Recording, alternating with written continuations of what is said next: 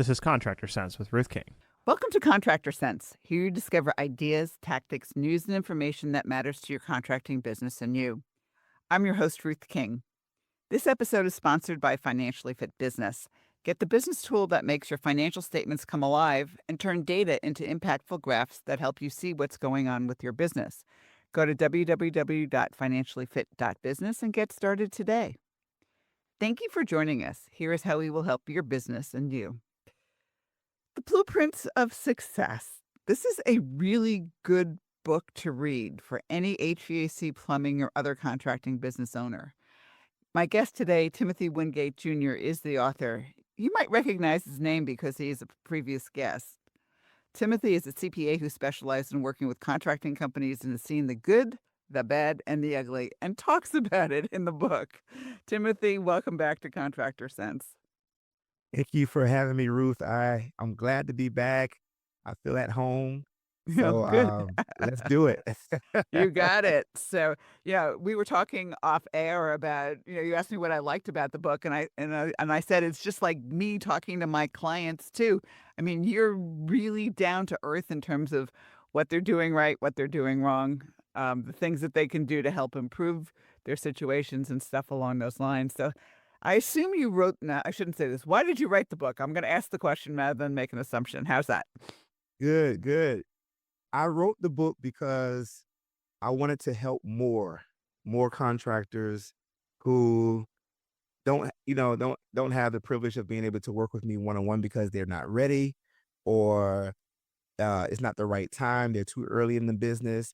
And I wanted to give them something like a blueprint, a guide that can help them get organized, or at least have a different way of thinking about their companies as they are building the companies up to be ready to work with an accounting firm like a G plus F, and have those type of impactful advisory meetings. So I was, because I get on the call with a lot of different contractors all over the country, and sometimes we just can't do business with each other because the timing is not right. And I hated leaving them with nothing from that call. And so now I have something to give them and something to point them towards that will aid them in their journey to growing the business or restarting the business. Yeah, absolutely. So, do you mind if we dive in with questions about the book?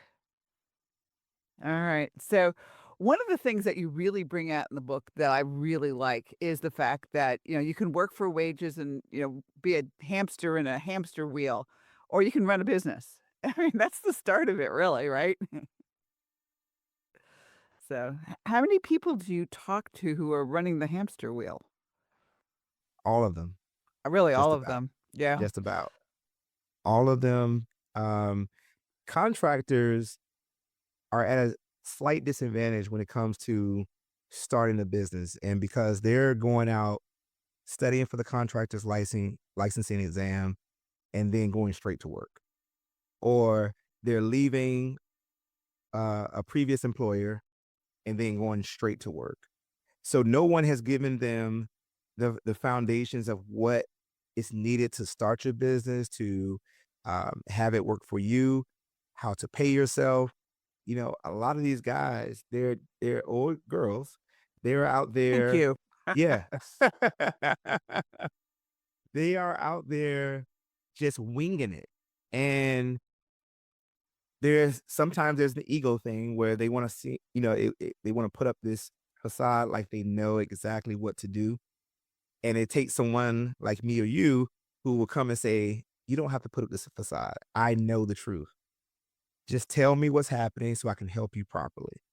And a lot of times they're just not paying themselves as they should. They're not pricing their jobs correctly. So they're not even covering overhead in their pricing. There's a lot of different things that are happening, but they just don't have the time to really sit down and focus on it because they're hustling. Yeah, they don't realize that they're on the hamster wheel. That's the issue until it's, 10 o'clock at night, they're exhausted and they can't work on their business. And I also find, and tell me whether you're seeing the same thing, is if they have come from another companies, which most of them have, Mhm. they're in a situation where they see, okay, this guy is his hourly rate is, $300 an hour and he's paying me $30 an hour. I can do better. Well, maybe. Yeah. They think it's easy, because they are craftsmen. Yes. They know how to go out and make things look good. That's why we love contractors. Mhm. But when it comes down to being profitable, I don't care about top line revenue. When it comes down to being profitable, so that way you can carry the business on from year 1 to year 10 and 20 and 30, it takes you being very strategic in doing that. It doesn't Yep. happen by accident. Nope. And you have to get in your numbers. You have to understand what's overhead, what's direct costs, what should be in direct costs, what should be in overhead, so you can be looking at the KPIs in a way that it makes sense to you. Because if you have numbers in the wrong areas of the balance sheet or the P&L, then your KPIs will be off and they will be telling you a lie. Yeah. Well, I look at one major KPI, your net profit per hour. What drops to the bottom line for every billable hour? Because in our industry, the only way we generate revenue is with a billable hour. Yeah. Period. Yeah. Yeah. Especially Absolutely. on those cost plus contracts, Oh my that. gosh. Oh, please. Yeah, cost plus is a trend thing right now, and you definitely have to be careful with that, because one thing I don't like about um the way a lot of people are using the cost plus model is they're saying that, hey, our contractor's fee is 15%. But then I asked them, I said, what's What's inside of in that there? 15? Yeah, what's in that 15%? Oh, overhead and profit. Oh man, you're Oh losing my already. gosh. Oh You're my losing gosh. already. Yeah. You're definitely done at that Yeah. particular point. So, So, yeah. One of yeah, the things. so Go ahead. no, go ahead. Go ahead. I know we having fun. Yeah, we're having fun. We're definitely having fun because you and I are drinking from the same water hose. Yeah. So one of the things that after the break I want to get into is the training aspect and why some of them don't necessarily do training, but that's for after the break, and we'll start with that. So if somebody wants to buy the book, where can they get it? So of course, if you come on my website, you're gonna get the best version of the book, because Amazon has their own version of it. They do their own printing. But it's on Amazon. But if you come to my website at gplusf.com/shop, then you will be able to order the book directly from me. And if you put in the notes, it's a little thing. If you put in the notes and say, "Hey, can you sign it for me?" That may happen for you. Oh So, boy, you signed my book. So anyway, give us the website one last time, please. yeah, the website is G+F. That's GPLUSF.com/shop. SHOP. SSHOP. Very good. We'll be right back. Thanks for listening to Contractor Sense. Imagine you had total freedom. You didn't have to worry about money. You didn't have to be a slave to your business. The words, I can't, are eliminated from your vocabulary. What if you could do what you want to do, whenever you want to do it? A financially fit business could give you that freedom. How? By knowing what your financial statements are telling you and taking action based on what they say. You can do this in less than 10 minutes a month, at an investment of less than taking your family out to dinner once a month. And if your financial statements are a mess, you can get help. Go to www.financiallyfit.business or click on the QR code below to get started today. We're back. Thanks for listening to Contractor Sense. We're having a conversation, Timothy Wingate Jr. and I, about his new book, Blueprints of Success, a reset for my construction business journey. And before the break, we talked about, things that happen as you are starting and growing a contracting business. And one of the things that's in the book that I really think that people don't pay enough attention to is the fact about knowing your numbers and training. So we'll get to knowing your numbers after we talk about training, if that's okay. Yeah, let's do it. All right. So you talk a lot about training in there. So what's your take on training? I mean, I can read it in the book, but what's your take on training? Training is very intentional. Training is very intentional, and training is the reason why people stay with your company or leave your company. You need to be a contractor who puts training at the forefront of how you do everything with your employees. If your employees need to execute something on the job site or inside the office, you need to have some type of training put together for them. So that way you know for sure that at least it can get 90% done the way you would do it. You know, and I put that 10% buffer in there because they're not you.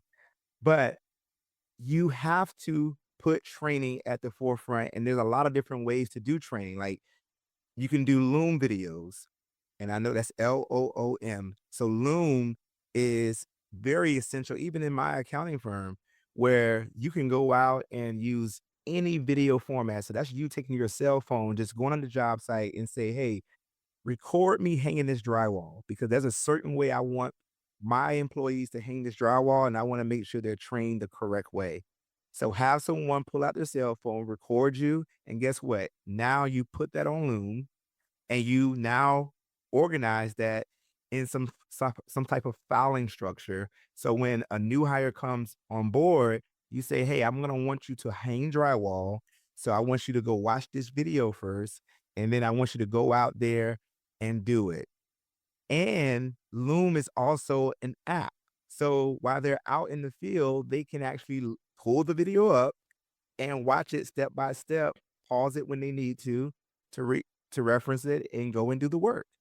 These things are intentional. So when employees feel like they're learning from you, especially as their employer, they feel like they're developing professionally. And that is how you retain good employees, and that's how you make good employees great employees. And you forgot one piece of training in there. What's that? Training themselves and keeping up to date, not only with the technology, but with what's going on with their business. Understanding the Absolutely. financial side, understand the marketing side. They don't have to physically do it. They have you to do the numbers and everything else like that, or they can hire a marketing firm, but they have to understand a little bit about it and to be able to oversee it and to know that they're doing their job or not doing their job. They have to know those types of things. So I love what you did for training for employees on there. But if you do an update of version 2 of the book, put owner training in there. Yes, owner, this is your company. No one, you need to know and understand every aspect of it. And I think it should, go without me saying it, but you're right, Ruth. We need to put this out here and say, hey, owners, you need to be investing in your personal development. That's a constant thing. I read books, I wrote a book, but I also read tons of other books. And a lot of my books consist of books written for the construction industry. I've read estimating books. I've read marketing books for construction. I'm an accounting firm, but you're my client. You're someone that I want to serve well. So I go in and I learn about your industry. And also, I'm inside of product demos all the time. When it Mhm. comes to different softwares like Builder Trend, I even looked at Job Trend and Oh, there's tons of Adaptive. them out there now. There's also Yeah, one Field Hub that you should take a look at too. Field Hub. Seri Haven't Field heard of Hub. it. Have you? Okay, I Now haven't. go look at it. It's really good. It's good in job costing. It's good in maintenance. It's you don't have to have QuickBooks or anything like that. It's a single source. Okay, okay, I got to check Counting, that out. yeah, counting side So or not. yeah, Now, so these are all the things that owners need to do. You need to always be investing in your own education. I think that should be by default. yeah. So work on yourself just as hard as you work on the training for everybody else. So now I want to get into my favorite piece of this, KPIs and understanding what your balance sheet and P&L are telling you, because that's where I find if they're starting their businesses, they need the most help. They know the technical side. They don't know the business side. They don't know what a P&L and a balance sheet is. I mean, so from that, they have to learn it, and you and I have both written books on this subject. I wrote The Courage to be Profitable, and it explains a P&L and balance sheet in English. It's on Mm-hmm. Amazon. If you can't afford $10, you don't belong in business. Yeah. So what's your take on KPIs? How often do you, I mean, there's a lot of things in there about different KPIs to use and everything else like that. But if you're coaching a contractor, which KPIs to that contractor are the most important from your perspective? So I'm gonna for the sake of this episode, I'm gonna stick with two.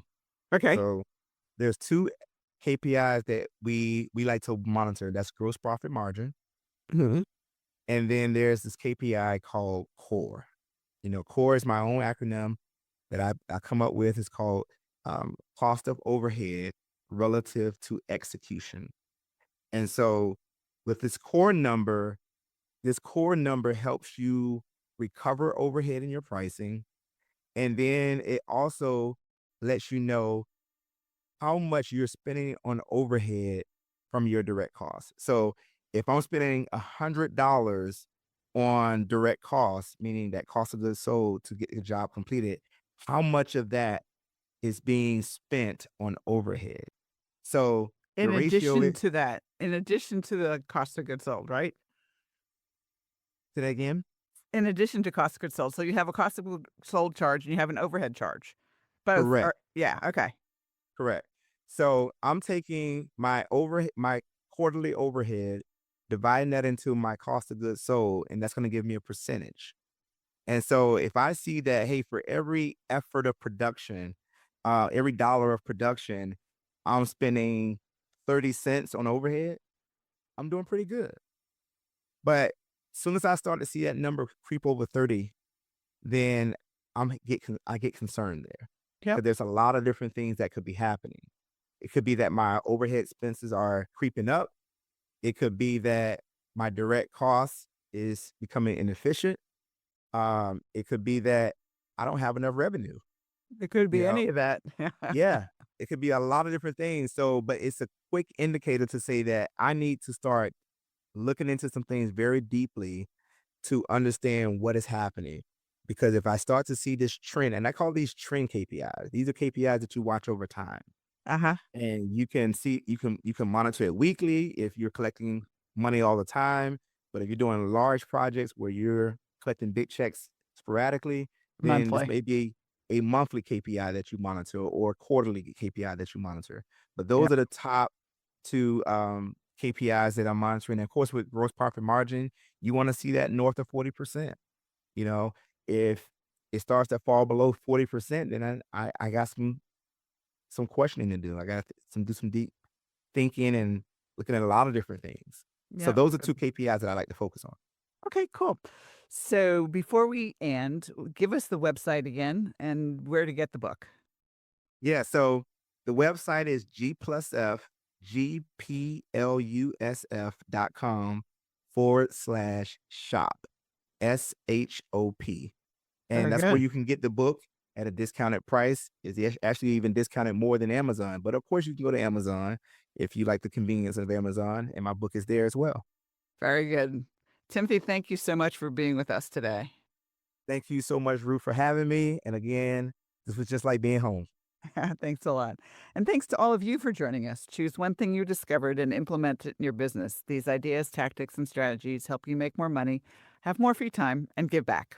If you like today's program, spread the word. Please review this podcast on any device you're listening to it on. Help a fellow contractor make more money too.